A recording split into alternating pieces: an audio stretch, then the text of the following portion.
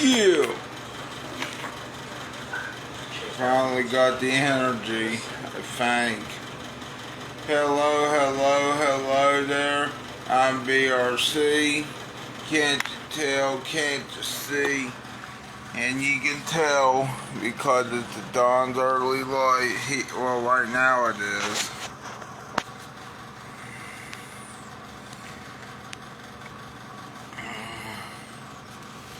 I was talking to my friend Wade last night during Survivor Series Wargames.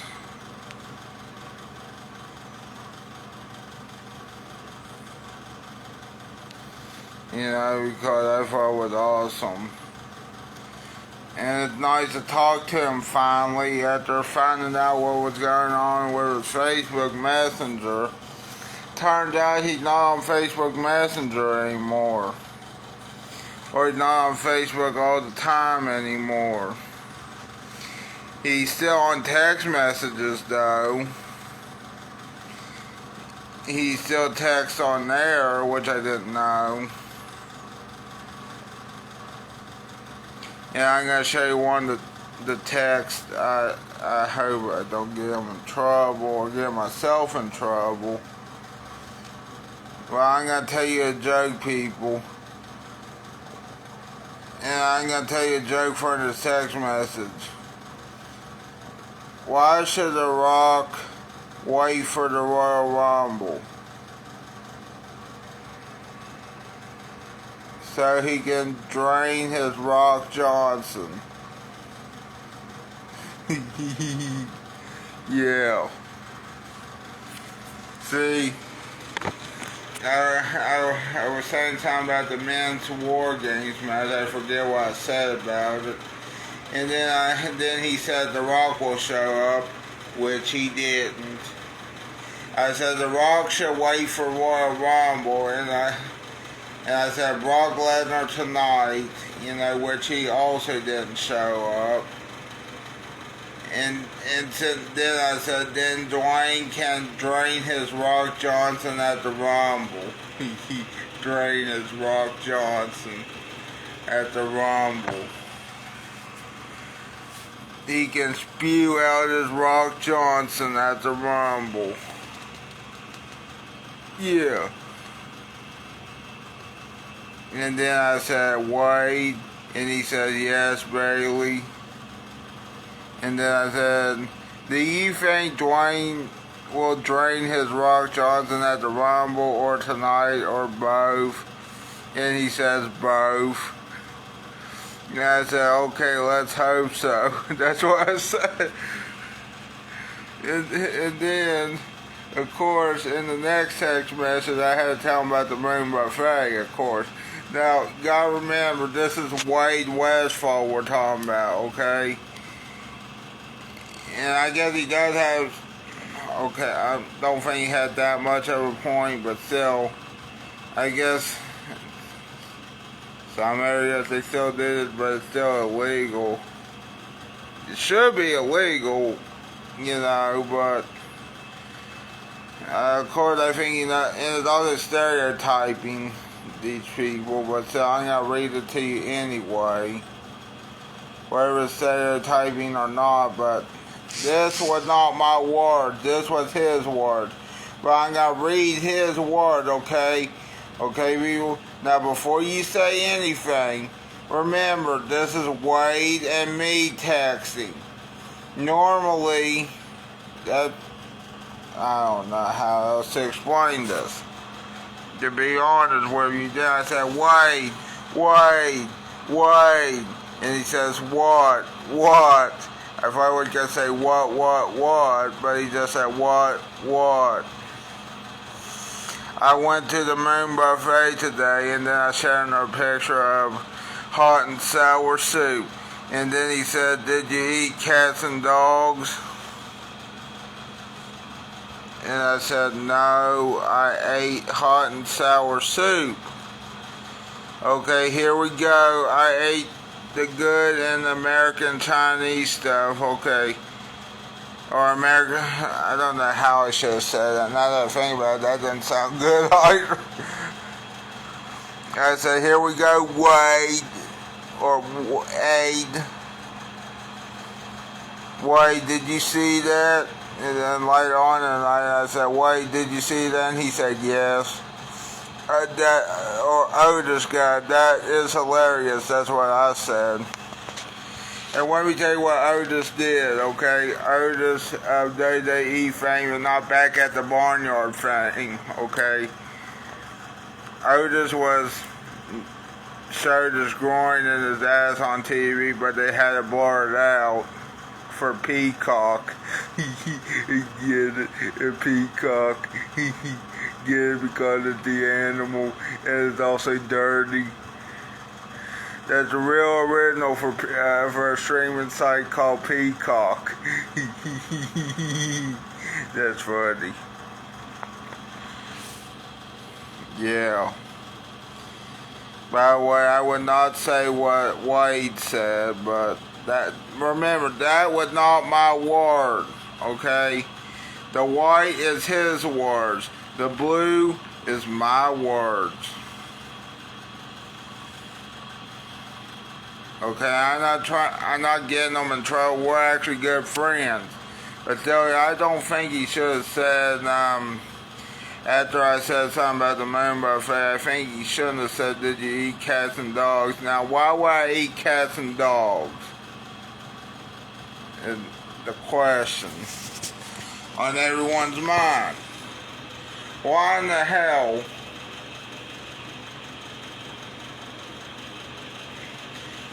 I'd rather eat the hot and sour soup again out of my stomach.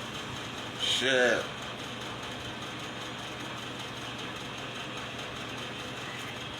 But that Otis Dokovich or whatever, or WWE, or this Otis, is a national treasure. Otis is a national treasure, Wesley. Hopefully the comments show up. Hold on, I want to make sure. I just went, okay, there we go. How did you like Survivor Series Wargames? I liked it about as much as Otis's penis and butt getting shined. That's how I liked it. But other than that, the action was good. Hold on, let me get my face back on here. The action was good. The original Bloodline won the original, or the OTC won. The original Tribal Chief won. Yeah, Roman Reigns. And you know what? My guy Roman Reigns won. And that was good. Good thing CM Punk helped. Because I don't know what they would do without CM Punk. But they get told that to the other people in AEW. They would have hated. I think they still hate CM Punk. I think they'll never forgive themselves either. I think really and truly AEW hates themselves, to be honest. I mean, I don't know how else to explain it. They lost their biggest star ever to their competitor. Okay, but still, that's beside the point right now. And but Otis was funny last night. Did you see that, Wesley? Or anyone that was watching? Or anyone that's watching this video, did you see that? What could be the favorite Paul Heyman Irish Punk? I don't know. I think it's going to be a title shot, but I think it's going to be the main event of WrestleMania. That's what I say. But then again, who's going to be in that main event of WrestleMania? Because here's the problem now that we got. Or that CM Punk and all these other people got, you know. We got John Cena, who's probably gonna win the Royal Rumble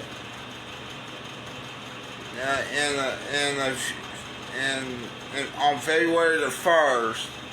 Which we know John Cena's gonna win that Royal Rumble. There's no fucking way no one else is gonna win that Royal Rumble. I mean, because they're planning him to become 17-time world champion, right? Or something like that. Even though Ric Flair's got more titles than 16, but still. But here's the other thing. I don't know.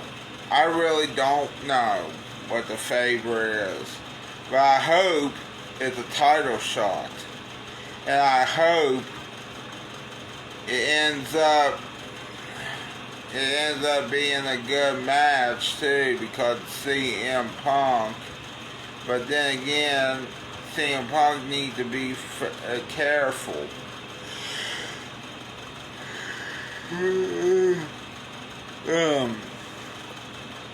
But also, we got John Cena on the other hand, who could possibly win the Royal Rumble, which I want to go and see. Because I want to go and see if he wins. That would be so awesome to see my hero John Cena win the Royal Rumble.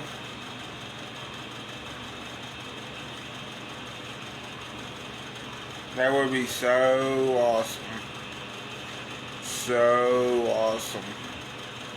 And then his last Royal Rumble ever, too.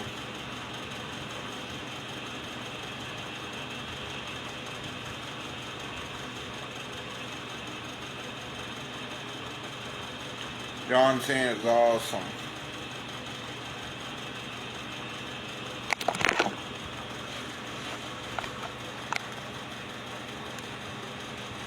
Yeah.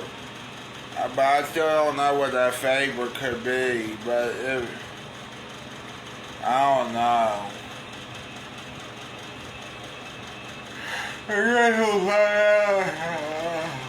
I guess we'll find out later.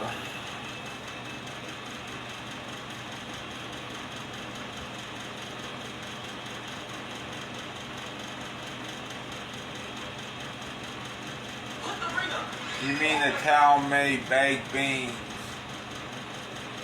were not healthy at all? Salmon. Eating healthy isn't as simple as it used to be, but we rounded up a list of some of the You mean to tell me they lied to us? I fucking... Now I have sky risk. From spam to chocolate to salmon, eating healthy isn't as simple as it used to be. But we rounded up a list of some of the most unhealthy foods in the world, and some of them will surprise you. Butter isn't exactly the boogeyman it was made out to be in past decades, but for the sake of your health, you may want to consider limiting the amount you eat. Food and diet experts told Eat This, Not That the primary issues you'll face with butter are its large amount of saturated fat and high concentration of calories. Over time, eating butter frequently or in large quantities can lead to weight gain or heart disease, so take it easy with the butter to stay healthy. Fried foods in general are a risky choice for your long-term health, and French fries are sort of the poster child for that. Fries are one of the many popular foods that have been labeled as potential carcinogens, meaning they might increase your chances of developing cancer. Meanwhile, the starch in potatoes breaks down sugar, which is another health risk to consider. Research suggests that French fries can increase You know what? I hope Shane Storm... never fucking mind. I was just saying, I hope Shane Storm gets cancer.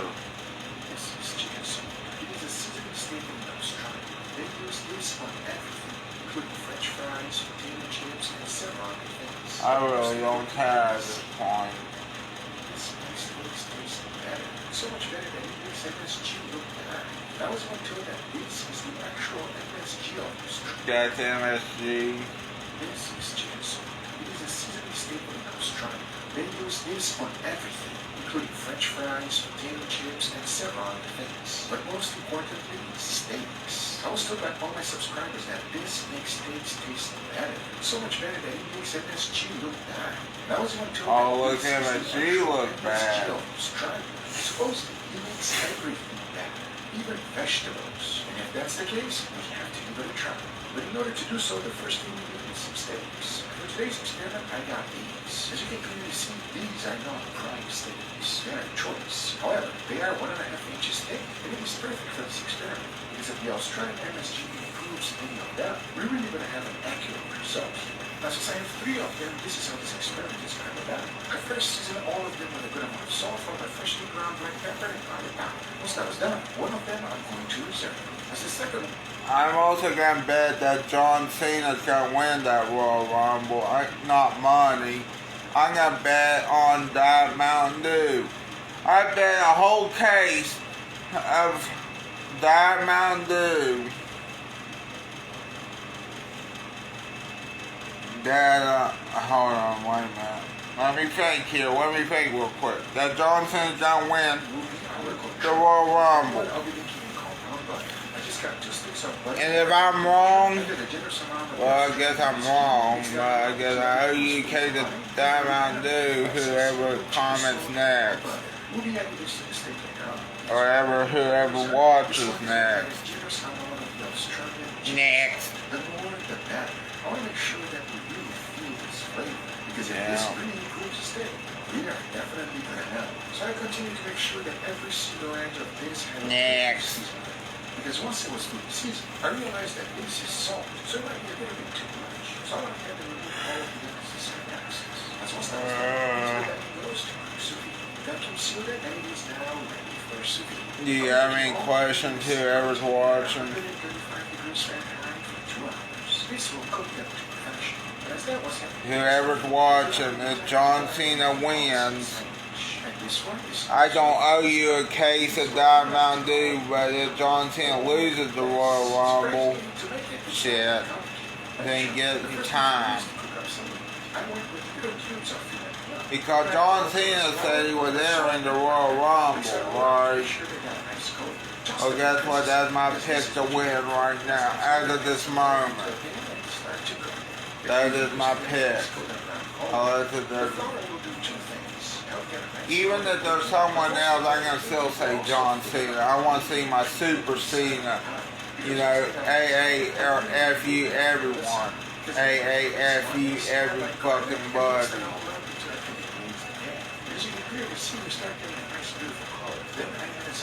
Yeah. Yeah. FU. Mix it all up and replace the pan once again. Once you have done so, you want to throw your meats in the vacuum. Now you want to mix and make sure everything is fully coated in sauce. As it begins to check it out, that's what you're looking for. Next time, to add some dough. I'm using puff pastry, which are things I like in this way. I want to see the John Cena I remember. The John Cena that would get things done, too. What? Make sure to be generous with it. Did you say something? I heard someone say something. Huh. One of those things that you really want to make it out. Then you want to go ahead and cover it up with some puff pastry. Remove the excess. Go ahead and seal the whole thing up with a fork. I can tell you how so it's still. Okay, who keeps saying that?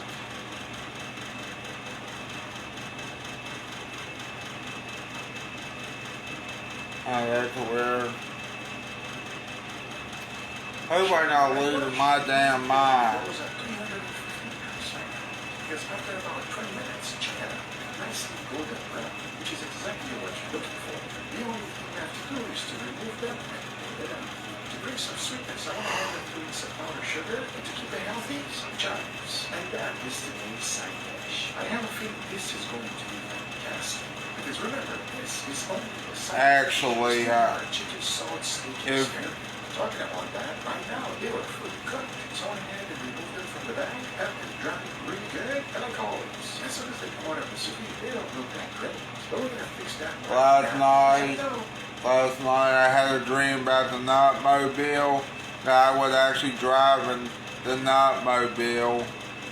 The Planters Nutmobile. Yeah, Nutmobile. Let me turn it down. Yes, I would dream about the Nutmobile. Yeah, I also said BRC on the Nutmobile. The peanut. The big old fucking peanut. Nutmobile. That sounds dirty, doesn't it? It sounds dirtier than the Wienermobile.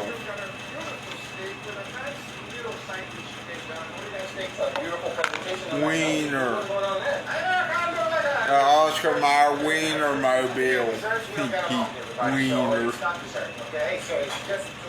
And you, so check it out. We got some beautiful steaks over here today. We are actually testing one of our suggestions, which has been putting on the comments non-stop, and I appreciate that. So today is all about the flavor. I wonder if it tastes better, if it tastes worse. Enough talking. Let's begin. Begin. Cheers, everybody. Cheers. I think I'd rather be blow my load than, okay, fine, I would watch this video, but I want to blow my load. You know, but I can't do that on here. We got a better chance of me texting Wade again saying, how did you like Survivor Series, than me blowing my load. This one tastes like a little bit richer, but it's also like savory. There's something going on here. More flavor. Yeah, I like this. Never mind. What else I was about to say? Yes. By the way, this is. We also got a better chance of me. Yes, for this any day. 100%. I agree. I'm surprised you guys put this actually. all of your food because it tastes amazing. I'm trying not to desperately say it. We got a better chance of me killing the whole population of Boone County, which I hope someone does kill the whole population of Boone County, and I hope I get away with it, because I became governor of the state. That's the only way you're going to be able to kill people, is if you become a politician now, these days. Apparently. Because then, you will have something to brag about. Oh, I killed that motherfucker, yes, but you can't do a goddamn thing about it, now can you? You can't arrest me. That's what I would say, because I'm governor. What I would say. Not my problem. It's a you problem. I probably had people rioting in the streets of Charleston if I said that. Well, let them fucking riot. They're not going to get what they're wanting. Wait, what? Chicken sauce. Yeah. Shout out to all those trainers out there. Thank you for this. And plus, Boone County deserves to die. Powder. I can see, yes. The chicken flavored one. I grew up eating those steaks, so cocksuckers. But those are the results. I hope you guys enjoyed this video. If you did, hit that thumbs up and subscribe. Bunch of coal mining cocksuckers. And plus, coal is dead. Do you realize that coal is dead, people? Apparently you do not. And apparently you suck dick for money. And apparently you can go to hell. And apparently, you are exactly what I said you were going to do. You were going to betray me, and I was fucking right. After all these goddamn years. In this video, I'll be going to 2 celebrity-owned restaurants in Malaysia. Are you fucking serious? Are you I swear to God. Never mind.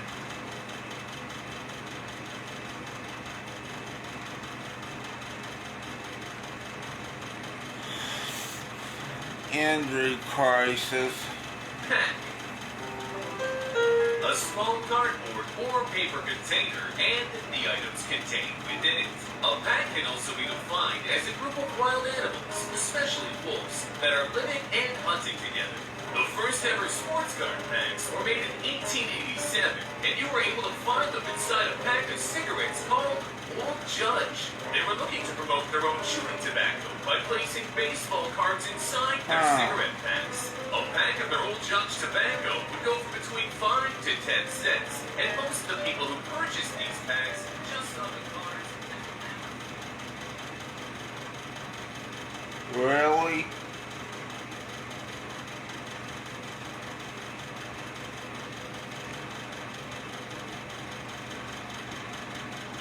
A major star injured in the WWE Survivor Series main event. A big post-show attack takes place after Survivor Series. An AEW star suffers an injury and could be out of the Continental Classic. And an AEW favourite is now a free agent. Hello and welcome to What Culture Wrestling with myself, Andrew.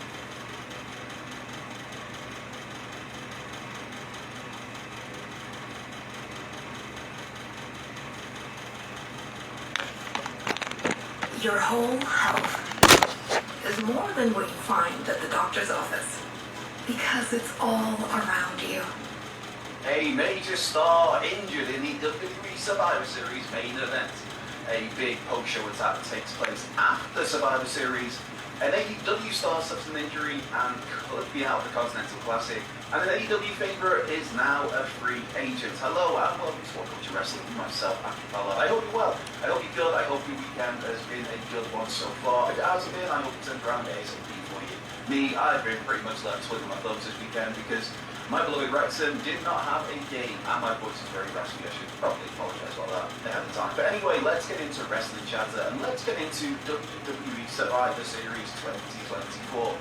More specifically, let's get into the Survivor Series main event. Now, that Wargames main event saw the original Bloodline and CM Punk emerge victorious. All 5 of the team hitting their big moves on Solo Sikoa before Roman Reigns got the 1, 2, and 3. While the match itself was great, I had a lot of fun in this match. Did come at a cost for a couple of the men involved, in particular Big Bronson Reed. Now, one of the highlights of the match, not to mention a big turning point in the match in terms of the narrative sense, was Bronson Reed climbing to the top of the walking structure and then trying to hit the tsunami splash on Roman Reigns through a table. Now, CM Punk would put Roman out of the way at the very, very, very last minute. This looked great. And Bronson Reed would go crashing through the table, and essentially that would take him out of the match. Now, in a story sense, this moment also had CM Punk earn Roman's trust, and the two men were then on the same page, on best buddies, bosom pals, all of that good jazz. Now, while that spot was intended to take Bronson Reed out of the action, unfortunately, Thick Boy seems to have suffered some injuries as a result, some very legitimate injuries. Now, as per Fightful Select, Bronson Reed suffered an injury to one, possibly both of his ankles when he landed from the top of the cage. Now, the big man needed help getting to the back, which, yeah, it doesn't sound great. That doesn't sound good. Now, hopefully this isn't anything too serious, but we'll obviously have to wait and see how things develop. Now, if it is any sort of notable injury, it will come at an absolutely awful time for Bronson Reed. I mean, there is never a great time to get injured, but at the moment he's in the middle of the biggest push of his career. There's always his rivalry with Seth Rollins. There's all the fun of just the insane monster stuff with Braun Strowman. There is, of course, the fact that he's just been in the main event of one of the biggest PLE, of the year. So it would be an awful time for Big Bronson to take some time on the sidelines. Now, of course, the best wishes for myself and all this kid to Bronson Reed over to What Culture Wrestling. Let's hope it's not a bit too serious, because that guy is just such a talented dude, such a nice guy. I went on the channel a couple of years ago. Just a really nice guy. You like to see nice guys getting their just desserts. So yeah, hopefully it's nothing too serious for Big Bronson. Another Wargame injury news though.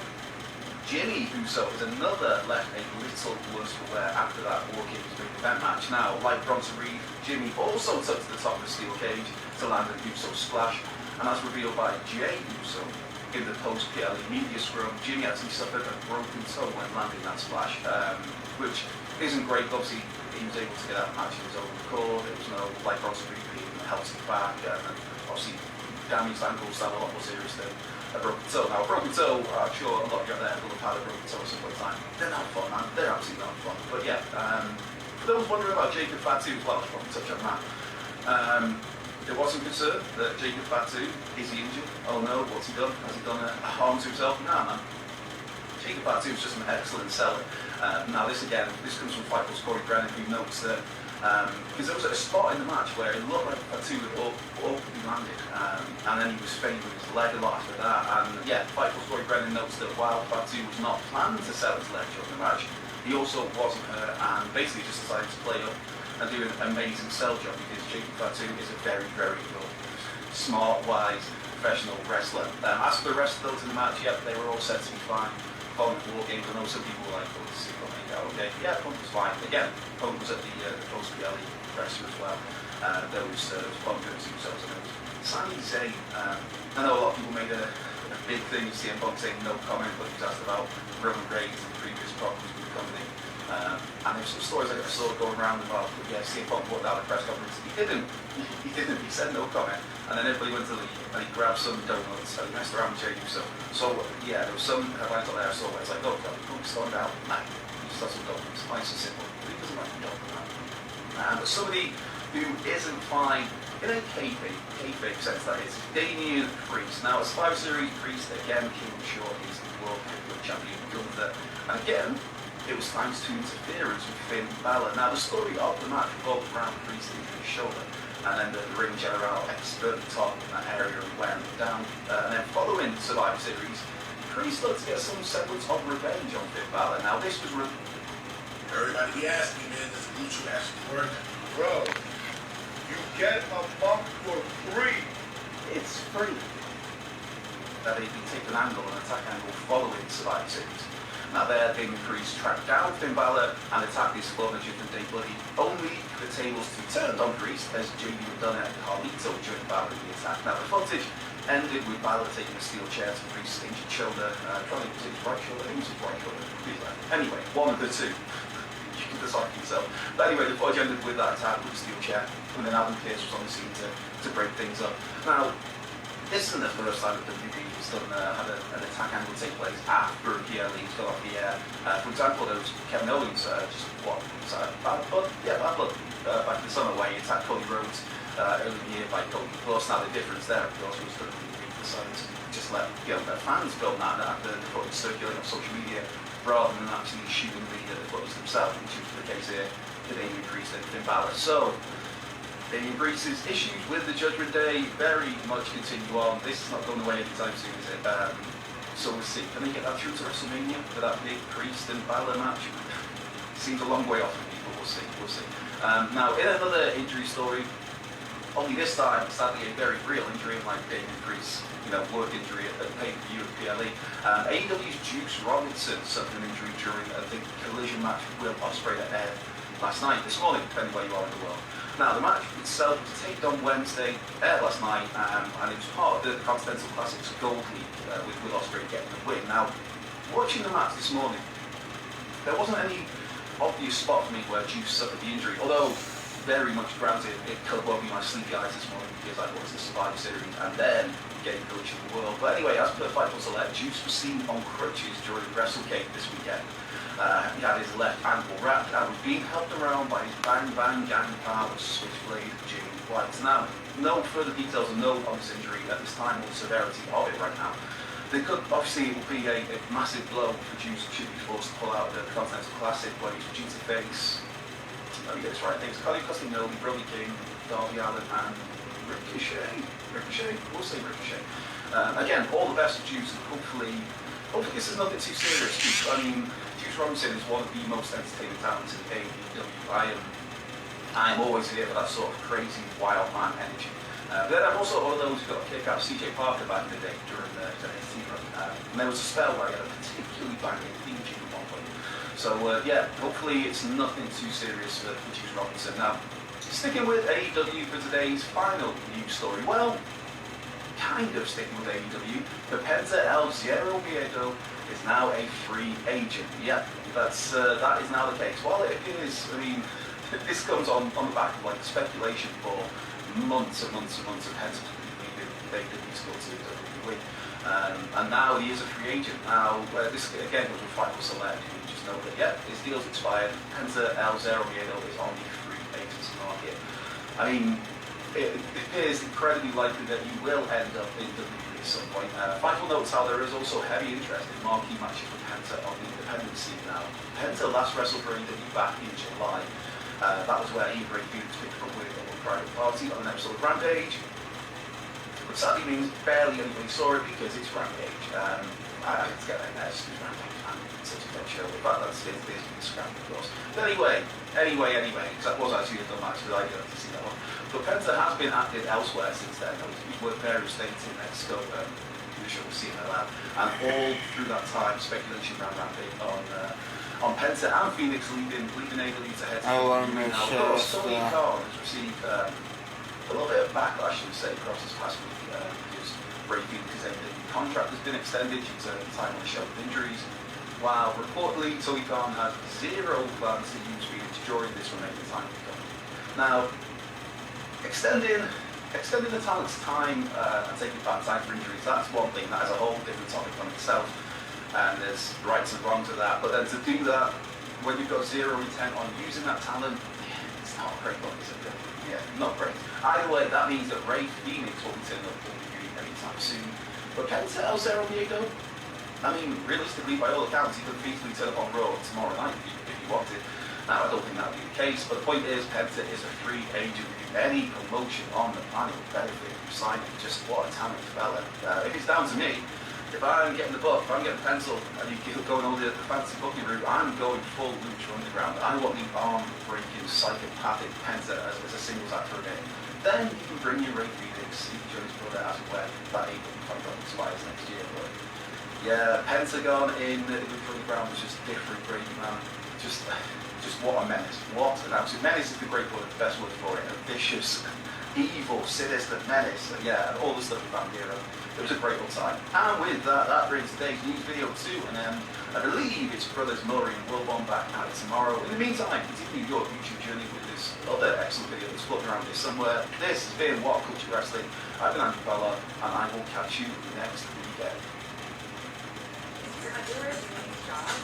You always prefer to not swing, but it's probably time to get super soft undies with no roll and no plastic. Our undies are sustainable, breathable, and so stretchy.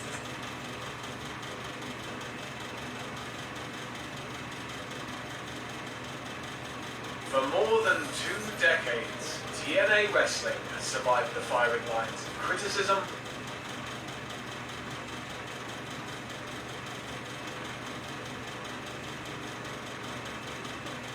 Welcome friends, welcome back to the kitchen, welcome back to Sunday morning and the old cookbook show. Today we're going to do a recipe out of this cookbook. And by someone. Thank you very much for sending these books in. I have been drawn to this over and over and over again, and I keep coming back to it and looking at it. It's been on my desk for a while. It's called White Golden Cookery, presented for your convenience by the Lubbock Dairy.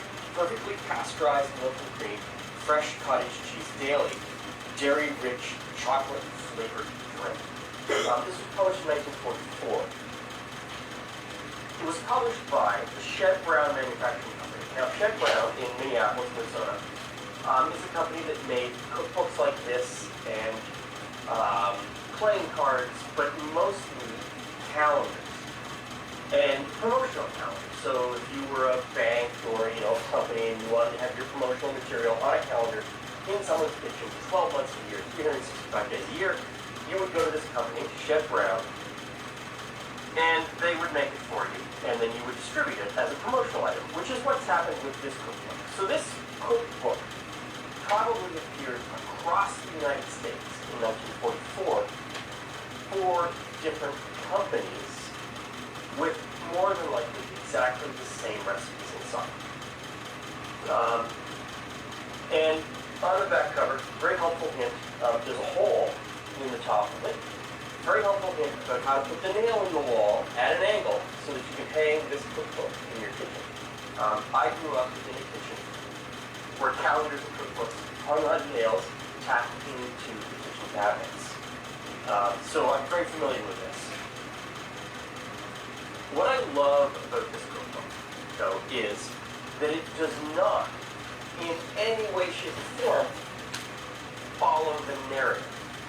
And what I mean by that is 1944, during World War II, there were shortages. You've got rationing happening. This book makes no concession for any sort of shortages or rationing. This book makes no mention that there's a war happening. 90% of my cookbooks from this time, from World War II, whether it's Canada, the United States, England, Australia, are filled with patriotic sayings and admonishments to save, thrifty, and how to deal with the shortages. This makes none of that. There are no concessions in this cookbook whatsoever. However, I'm going to have to make a concession.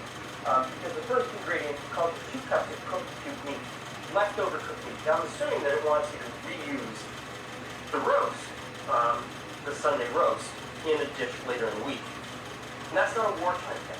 That is every cookbook pre-World War II back to the beginning. Tells you how to use the leftovers from Sunday in dishes further into the week. So because I don't have Sunday roast left over that I can cube and then refry here, I'm just going to use ground beef because, you know, that's my concession to today's economy. Now, as much as 90% of my cookbooks from World War II and the Great Depression as well really are all about making do with things. There is that other 10% that just completely ignore that anything bad was happening. And I have to imagine that, you know, just like Daddy Warbucks, there's always people in sort of that top third that are totally unaffected by world events and economic events. They're always going to have more than the rest of us. And maybe this book is aimed at them, although this book could be just rehashing and reusing recipes from an earlier time, but of course then that would be the Great Depression. So, you know, even then in the Great Depression, a lot of these recipes would just not be possible for the average American consumer. The other sort of way that you can look at this is maybe they're aspirational. Maybe it's ignoring world events at that time so that you could look at something and say, oh, when this is all over, look at the riches that I will have, that, you know, I will be able to eat any way that I like. We'll never know. We'll never know. Told me to put in some fat in order to brown the beef. Because I'm using ground beef and it has fat, I didn't feel the need to add any.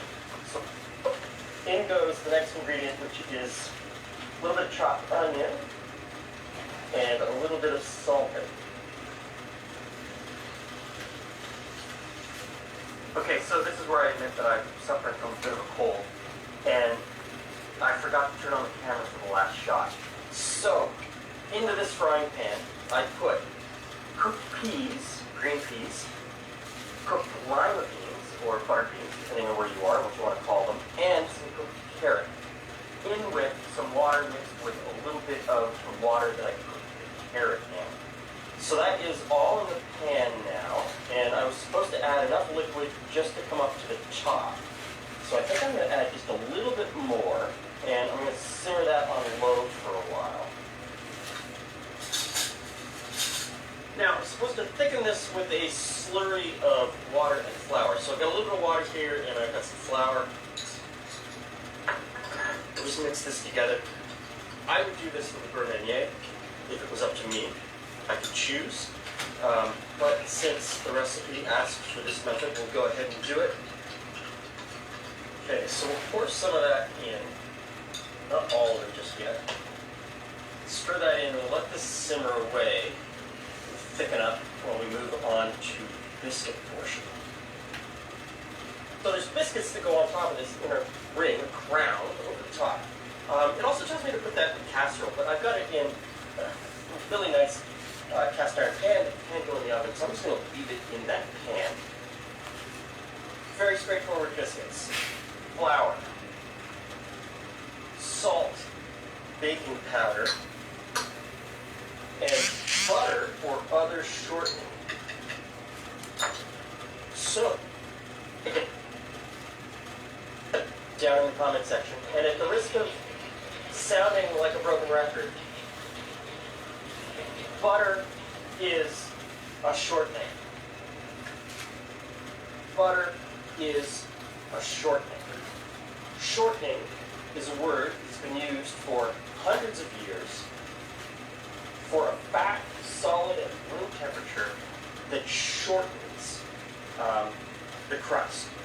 What it actually does is shorten the gluten chains to make the crust or the baked good flaky. And flaky was always associated with short.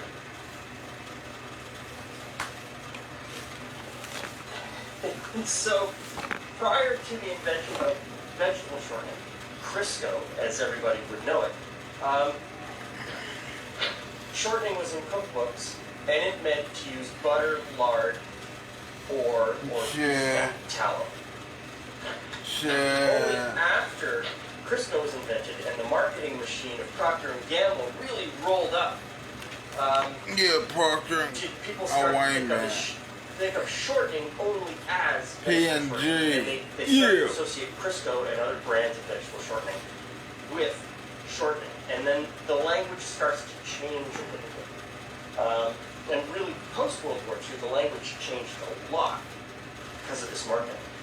But butter is shortening. And I will concede that for things like cookies, you may have to make adjustments in the amount because there is a tiny little bit more water in butter than there is in vegetable shortening. But for most of your baking, completely interchangeable without any changes in measurement. But if you made a 100% butter cookie and a 100% vegetable shortening cookie, they would have a different shape, they would have a different texture. But for something like this, it doesn't matter. Okay, so in here, butter, flour, salt, baking powder, wrapped together into the consistency of wet sand. And now I'm just going to turn it on and drizzle in the mill.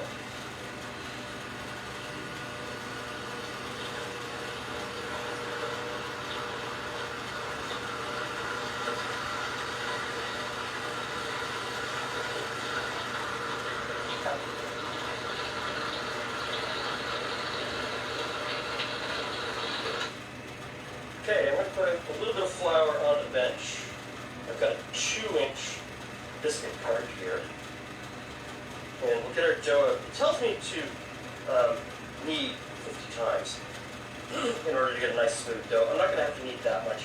The food processor does a really good job of bringing this together.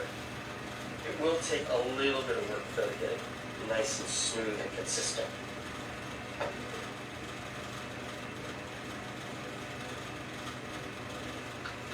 So that's about a 1/2 inch.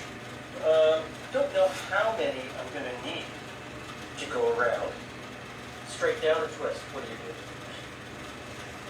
you do? Straight down or twist?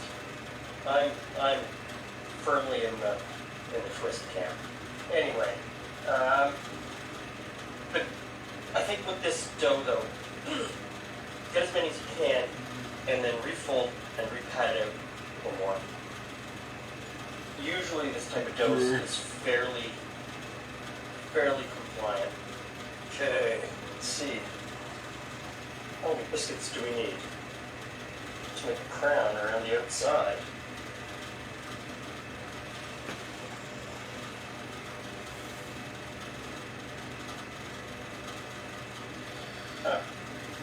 Not as many as I thought.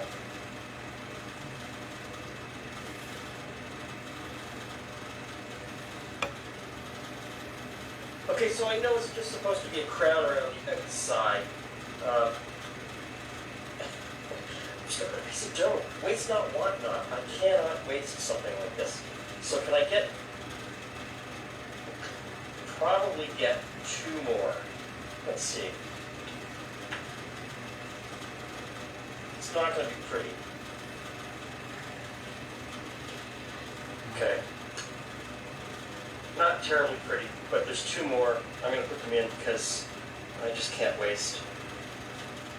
Now, oven's preheated, 450 degrees. In this goes for 10 to 15 minutes until the biscuits have risen and browned.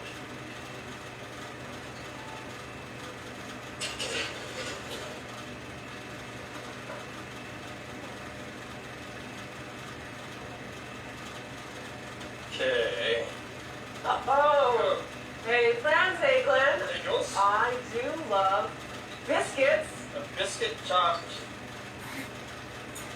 I guess this is, I mean, meat pie with biscuit crown is what they call it. So, Oh, the beans. yeah. Butter beans, lima beans.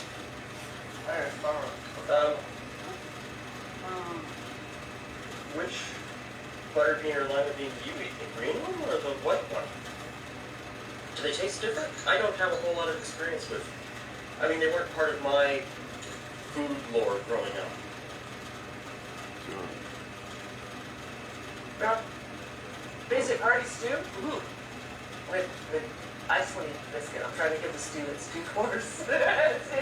You know, I'll eat the stew, but So for a stew layer that only had salt and pepper, it still tastes pretty good. I used the water that I cooked the carrots in as the liquid, and that's almost too hot. mm-hmm. I'm trying to figure out the best way to eat it. I'm going to stick with the fork because I just love it. I think you either love it or hate it. I love the gooey bottom with the gravy kind of baked right in. Yeah. So the biscuit actually has pretty good texture. There's lots of layers in there for the biscuit. You're sometimes surprised? Well, I mean, it's one of those super quick biscuits. Mm-hmm. Yep. Got that gravy flavor Yeah. on it. It's the kind of biscuit that my grandmother would have, just scooped out as a drop biscuit and then just dropped spoonfuls on top and not rolled it and cut them. That's really good. Yeah. Actually, they're a little more freeform. That's the strap that I wasn't supposed to put in there. I was going to call them artisanal. Okay, so this is really super easy, really flavorful. You could put in, it could be pork, it could be chicken. It could be, I use ground beef, but it could be leftover roast from the Sunday roast. It could be anything. And play with your vegetables. Could be any kind of bean. You could change the spice. It's a method. Really, it's a method. It's stuff in a pan with biscuits on top. Yes. Like a Jamaican patty. Like deconstruct Jamaican patty. I can consider that. It wasn't that complicated. That would be really good. Okay. So many ideas in my head about what this could be. But at its base, as it comes out of this 1944 recipe book, it's pretty good. It suits me fine. Thanks for stopping by. See you again soon.